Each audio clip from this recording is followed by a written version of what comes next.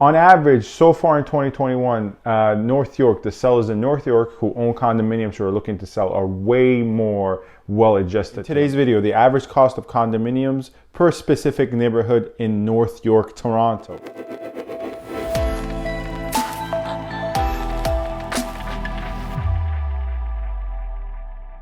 Hello everyone, this is Sam from SaberiSixRealEstate and Remax Realtron Realty Inc. As always, you can find my contact information in the description box.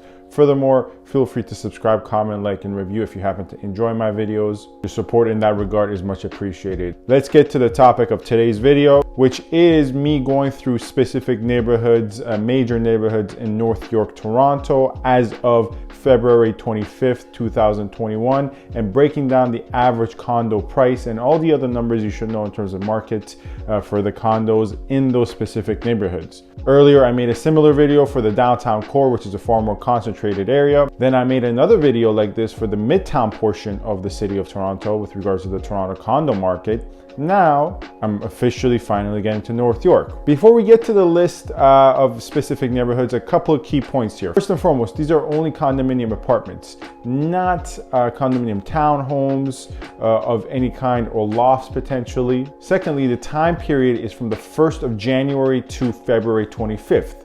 So it counts for all the listings in that time window that actually ended up selling.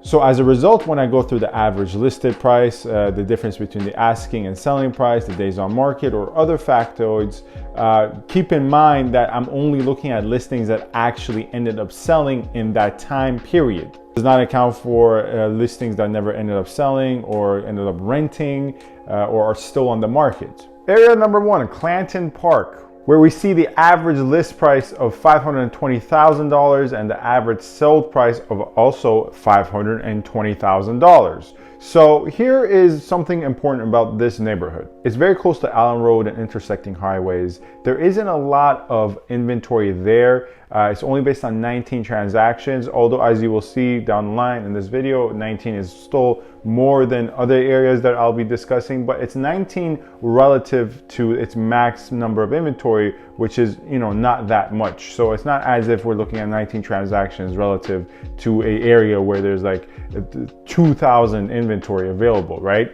It's a relatively confined area in terms of options for condominiums. Insofar as the price point here goes, on average, this is actually going to be, off the top of my mind, the third cheapest area we're discussing here. And the reason the other areas might be lower in price as well, it could do with other factors such as the variety of units available. But we'll get to that point when I get to those areas. Anyways, moving on. Next area is Lansing Westgate, which is the neighboring neighborhood, if I could say it like that, to the previous neighborhood we discussed. So far, in terms of the Toronto condominium market in 2021, the average listing price, in other words, asking price, is $688,000 in this area, and the average sold price is $687,000. Now, before I talk about the actual geographical area, which, as I said, is next to Clanton Park, you have to consider one fact here. So far, and as we will see down the list, we will not see that big of disparity between asking and listing price. And in my other videos, especially the ones I did for downtown and later on midtown, the disparities were much larger. Certain areas, the disparity was up to $50,000. So when the disparity is that large, what we can deduce is that on average, the sellers are not accustomed to how much a typical buyer is willing to provide for their condominium. In other words, their expectations are actually higher than the market value of the commodity. When the gap is quite small, as is the case here, what can we take away from this? The gap here is small, and let's get to the next area and I'll continue to discuss this point, which is Newtonbrook West, wherein the average asking price is $579,000 based on 16 transactions so far in 2021. And the average selling price is $569,000 so far for a condominium in this area.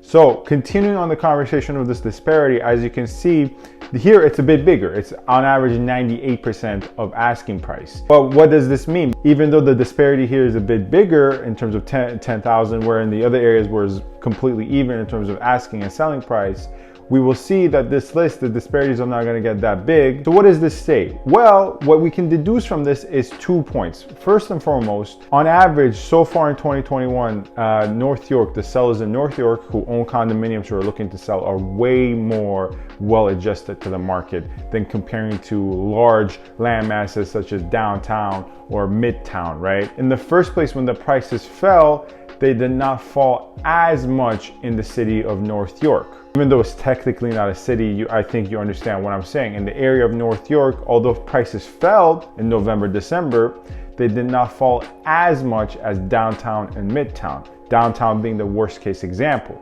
On top of that, the market for condominiums is slowly recovering, and as a result, when we're accounting for in this time window, which is January to February so far, February 25th at the time of recording of this video, February numbers are actually moving up the average. If we were just looking at purely January, even though, as I said, North York, innately the prices not fall as much, the gap would be still bigger, although smaller than downtown and midtown, but the gap would be bigger than what it is actually now. So hopefully I managed to convey that in a non-confusing manner. But anyways, let's continue. After Newtonbrook West, we have Newtonbrook East, which without a doubt has way more inventory than its west counterpart, wherein, according to 24 transactions, the asking price was $654,000 and the average sold price was actually $655,000. So here, as you can see, the average sold is actually higher than the average asking. And once again, after, refer back to my previous comments here, not only did North York condominiums hold up better when the market was down, but the market is moving up now for condos. And the reason it's going above asking in this area, Newtonbrook West,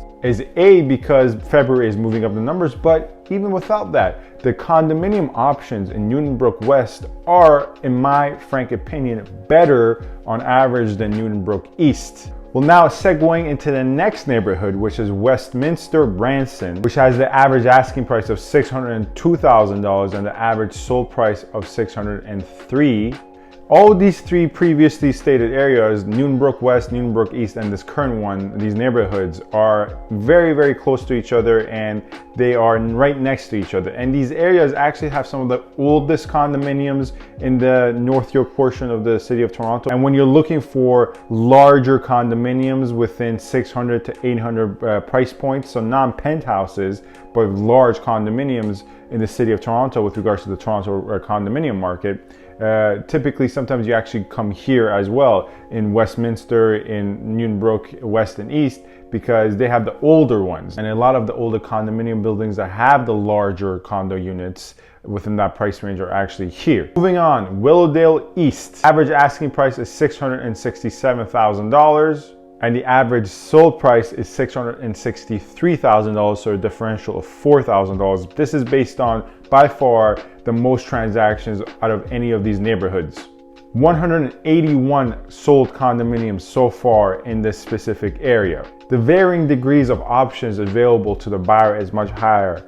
You have more 2 bedrooms, more 1+1s, more 3 bedrooms, more penthouses, and as well, more studios and bachelors. For Willowdale East and Willowdale West coming up and other neighborhoods coming up, and the ones I've discussed so far, such as Lansing, Westgate, the 401 acts as its boundary line almost. Southern boundary lines are cut off at the 401. So insofar as if you're prioritizing access to highways and public transportation, and obviously that accounts for in your appreciation if you're an investor, not an end user, Willowdale East and obviously Willowdale West, but Willowdale East to a larger extent remain to be very, very good options. And now moving on to the West counterpart, based on 59 transactions, you have the average list price of $650,000 and the average sold price of $648,000. East of Willowdale East is Bayview Village, and a lot of luxurious low-rises actually reside in this area. The average asking price in this area is $617,000, and based on 122 transactions, the average sold price is $616,000. So once again, a marginal difference here. Okay, next up, Henry Farm. Now, as you can see from the map, it's further east even of Bayview Village. It's closer to Fairview Mall, around that area. With the average asking price of $580,000 and the average selling price of $581,000. And this is based on about 76 transactions. Now, the thing about Henry Farms is that hopefully, as you can see from the map, it's even further east of Bayview Village, closer to Fairview Mall. And there are a lot of condominiums that went up at the same time, and some still under construction, dating to around 2010, 2011. Basically, a strong concentration of developments occurred simultaneously. And a lot of the units in these buildings, a lot of the most popular buildings in the Henry Farm, are very small, and even by standards of comparables in Willowdale and Newtonbrook. The price point here is low because there are smaller units, and even per square feet, when you compare it, it's even lower. Furthermore, another thing, at least in my opinion, about the condos residing in this neighborhood of Henry Farm is that a lot of them, although are not poor builds, the finishing is decent, they are not the best of builds. You definitely have a lot of economy condominiums here for first-time home buyers. In my opinion, it's represented in the prices. It's one of the cheaper areas, $580. Next up, we have Dawn Head Village, which based on 28 transactions so far in 2021 with regards to the condo market, has an average asking price of $639,000 and an average sold price of $646,000. So in terms of the disparity on the positive side, this is the biggest gap we will see on this list. Its main arteries are Dawn Mills for the north-south, and as well it borders on the 404.